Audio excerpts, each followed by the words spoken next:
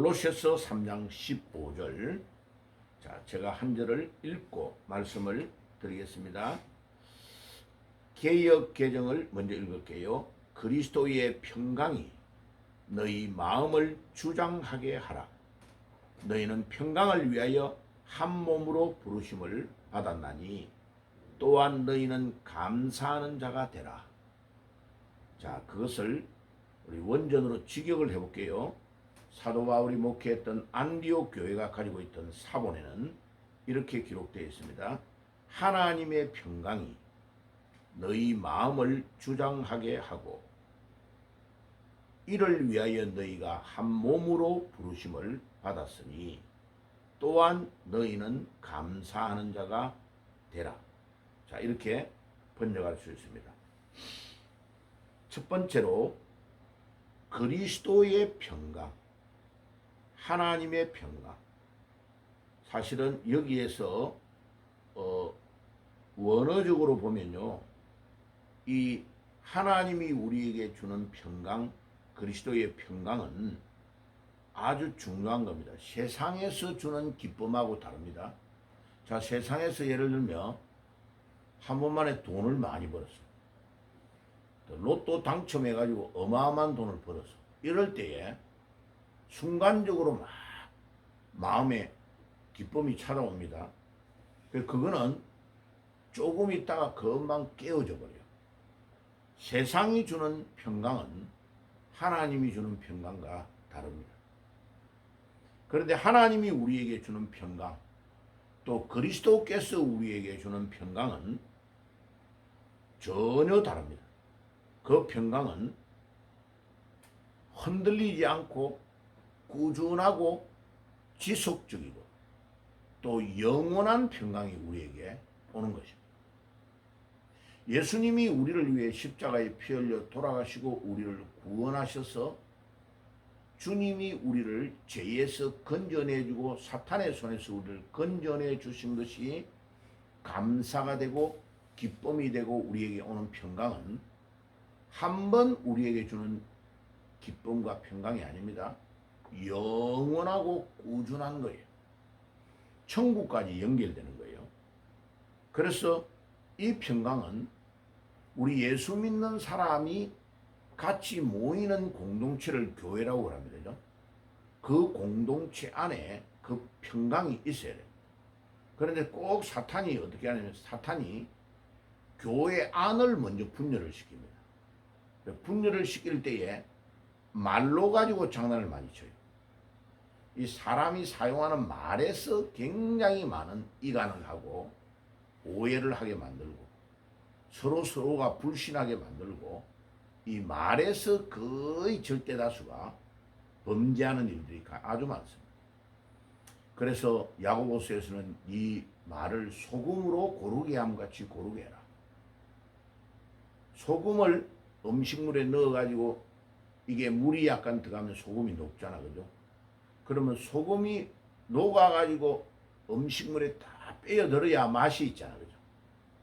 그래서 소금으로 고르게 함같이 말을 고르게 해라. 말에 실수함이 없는 자는 온전한 자다. 이런 말을 하는 거 보면 말이 얼마나 중요한가를 우리에게 성경은 이야기합니다. 그래서 우리 그리스도를 믿는 하나님의 사람이 모인 공동체 안에 이 평화가 오려고 하면 교회는 유기체다. 유기체. 우리의 몸과 같다는 거예요. 몸이 아주 장성하고 건강하고 몸무게도 많이 나오고 이런 것 같아도 몸 안에 조그마한 가시 하나가 딱 찔리면 손가락 끝이 애리기 시작하면 온 몸이 다 아픈 것 같지. 유기체는 하나의 문제가 오면 전체에 영향을 준다. 교회도 마찬가지예요. 그리스도의 평강이 교회를 주장해야 되는데 어떤 한 개인의 공동체가 유별나게 문제를 일으키면 교회 전체가 다 어려움을 당하는, 고통을 느끼는 그와 같은 일이 일어난다. 그래서 오늘 이 본문에 그리스도의 평강이라 이 말씀을 우리에게 하고 있습니다. 세상이 주는 평강과 전혀 다른 주님이 우리에게 주시는 평강은 공동체 안에 조화를 이루는 평화다. 하나님과의 화목에서 비롯된다는 것을 또 알아야 됩니다.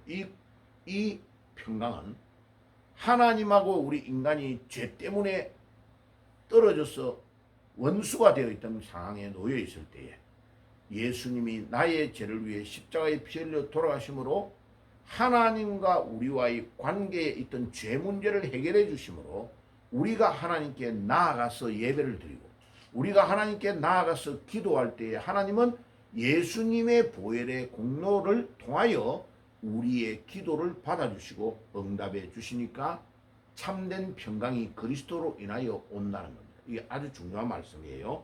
두 번째로 그리스도의 평강이 너희의 마음을 주장하게 하라 할 때 이 주장이라는 원어의 단어를 딱 보면 심판관이라는 단어에서 나온 단어입니다.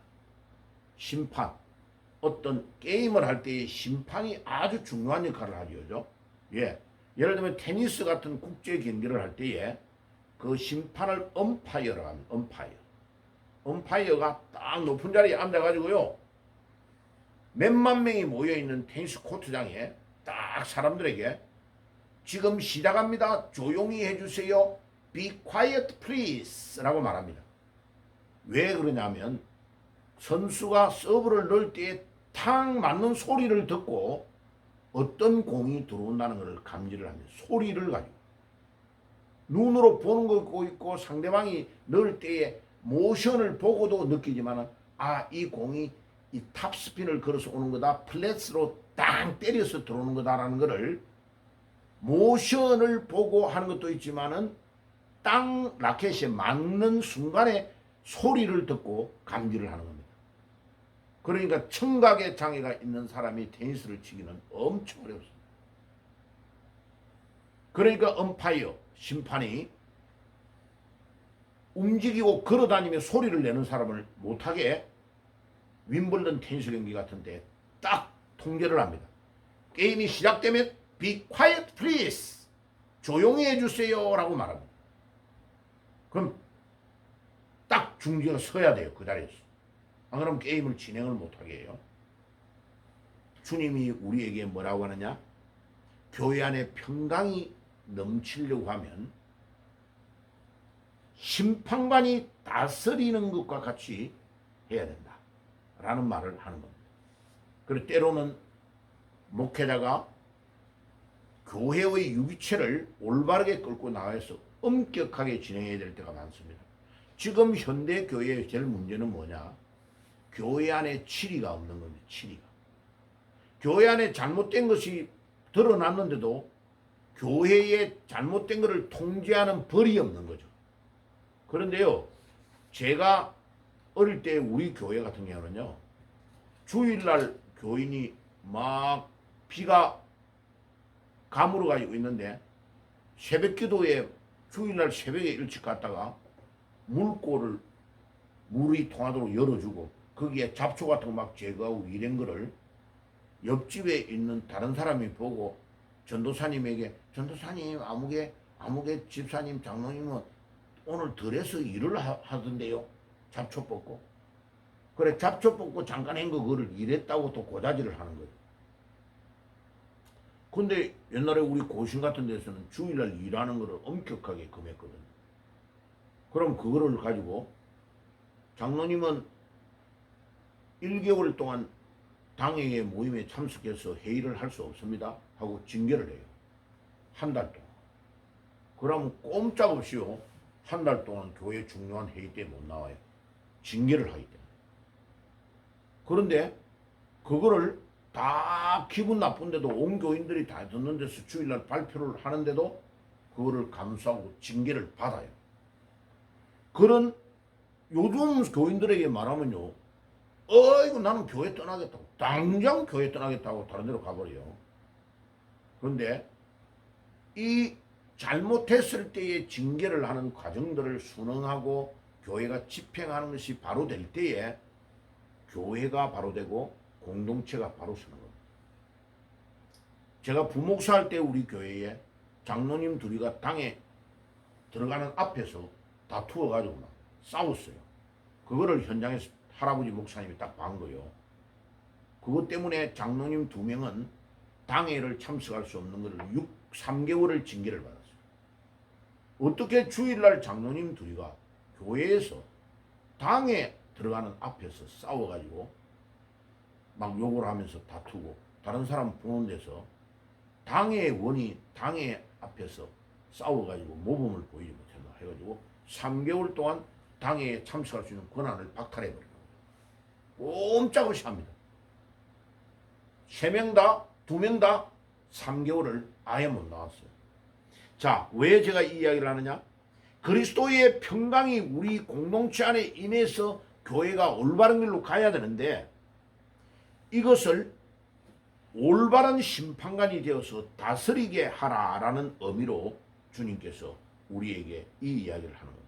공동체 내에서 갈등이나 분쟁이 생길 때에 그리스도의 평강이 우리의 마음과의 관계의 심판관이 되어 올바른 판단과 화해를 이끌도록 하라는 뜻입니다. 굉장히 중요합니다. 그래서 교회에 그리스도의 평강이 임하려고 하면 불법이 교회 안으로 들어오고 잘못된 것이 막 교회 안으로 들어올 때에 지도자는 심판관이 되어서 이거는 이렇게 하면 안 됩니다 라고 가르쳐 줘야 됩니다. 그걸 잘 알아야 됩니다. 그런데 개인적으로 잘못할 때는요, 사랑이 먼저 앞서는 겁니다. 하나님은 공의의 하나님인 동시에 사랑의 하나님이에요. 그런데 원리가 있어요. 1대1의 관계에서 잘못했을 때는 사랑이 먼저 가는 거예요. 사랑해주고 목사님 제가 잘못했어요 라면 용서를 먼저 해줘야 돼요. 그리고 반복해서 할 때는 그 다음에 공의를 가지고 그 사람에게 실의를 하고 집행을 해야 되는 거예요. 그런데 반대로 자, 목사님이 강단에 서 있는데 설교를 하고 가르치는데 온 교인들은 다수란 말이에요. 여러 명이 앉아있단 말이에요. 그런데 여러 명이 있는 가운데서 공개적으로 일어나서 목사님의 가르침을 반박하고 반대하면서 목사님을 온 교인들 앞에서 창피를 줘서 지도자의 권위를 떨어뜨리는 것은 한 명이 있는 데서 다수가 앞에서 창피를 주고 지도자의 권위를 주는 거잖아요. 그때는 반대예요. 공의가 먼저 나서야 돼요. 아무개 집사님, 아무개 권사님, 지금 당신이 한 말은 안 맞는 말입니다. 공개적으로 잘못한 것을 사과하세요 라고 잘못한 것을 공개적으로 사과해야 돼요. 왜? 공개적으로 지도자를 공격했기 때문에, 잘못했기 때문에.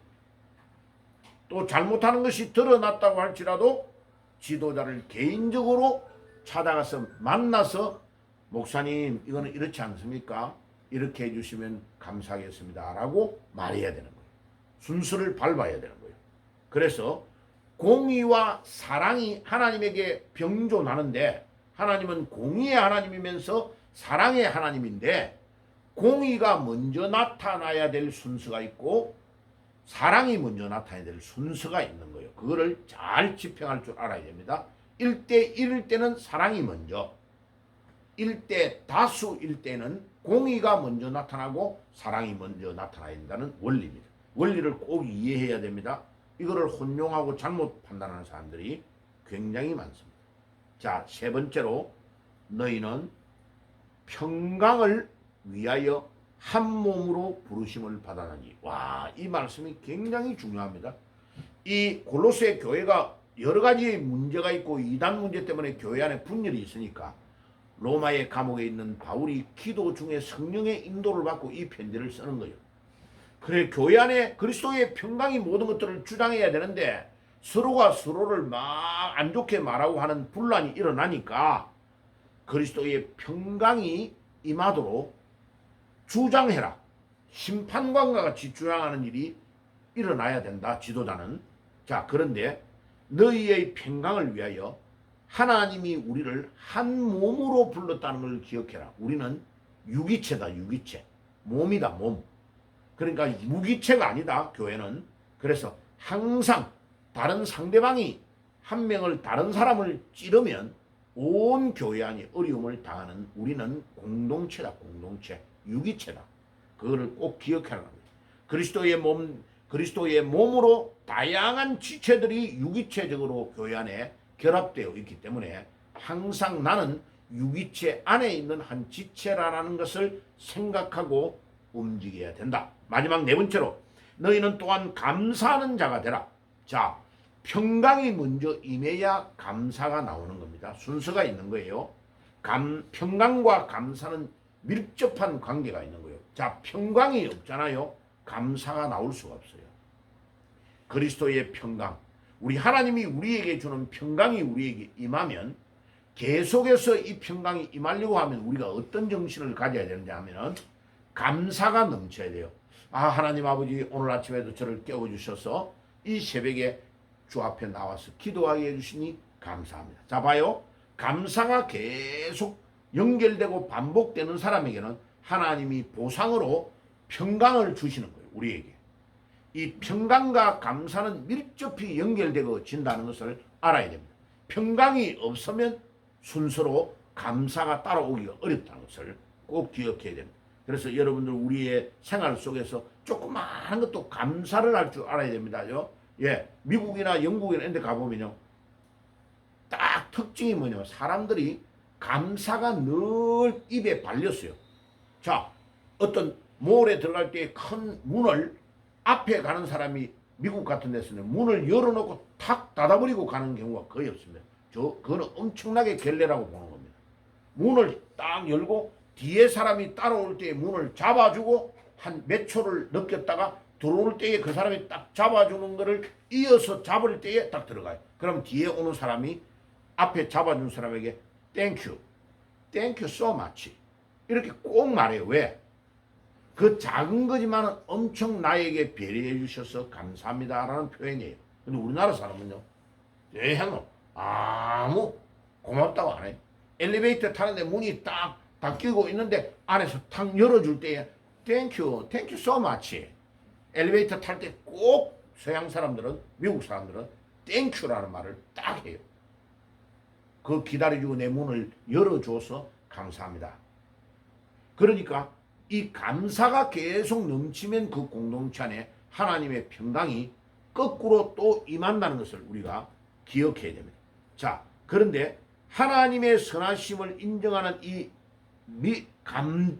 감사는 하나님이 우리에게 늘 선하시고 우리를 인도하시는 것을 믿는 믿음이 없으면 이 감사가 안 나와요. 그런데 이 단어, 이 감사라는 단어가 뭐하고 연결이 됐냐면 우리가 성찬식을 할 때 성찬한다는 단어와 어근이 똑같아요. 감사한다는, 늘 감사한다는 이 유하리토이라는 이 단어가 성찬이라는 단어 유하리스티아라는 단어로 마지막 단어 음이 하나만 딱 달라요. 어근이 똑같아요. 우리 하나님이 우리에게 주시는 은혜에 너무 감사합니다. 이 감사가 성찬식을 할 때에 성찬이라는 단어가 우리 예수님의 보혈의 피로 내 죄를 사해 주셔서 오늘도 예수님하고 내하고 한 몸이 되게 해주신 것 감사합니다라는 표현으로 성찬이 집행되고 집례되어진다는 것을 알 수 있습니다. 자, 오늘도 그리스도의 평강이 여러분들에게 임하시기를 바라고 공동체 안에 평강이 오기 위해서는 항상 우리가 공정한 심판관과 같은 주장함이 있어야 돼. 딱 심판을 서는 공정함이 있어야 되고 그 다음에 우리는 유기체다. 한 몸이 되어 있다는 걸 알아야 되고 평강이 오려고 하면 감사가 지속되어야 된다. 꼭 기억하시고 감사가 넘치는 삶이 되시기를 주의 이름으로 축복합니다. 기도하겠습니다. 네. 주님, 오늘도 골로새서 3장 15절에 하나님의 평강이 너희의 마음을 주장하게 하고 이를 위하여 너희가 한 몸으로 부르심을 받았으니 또한 너희는 감사하는 자가 되라고 말씀했습니다. 우리가 늘 평강이 임하기 위해서 감사하는 마음을 가질 수 있도록 오늘도 우리의 남은 삶도 지켜 주옵소서. 예수님의 이름으로 기도드리옵나이다. 아멘.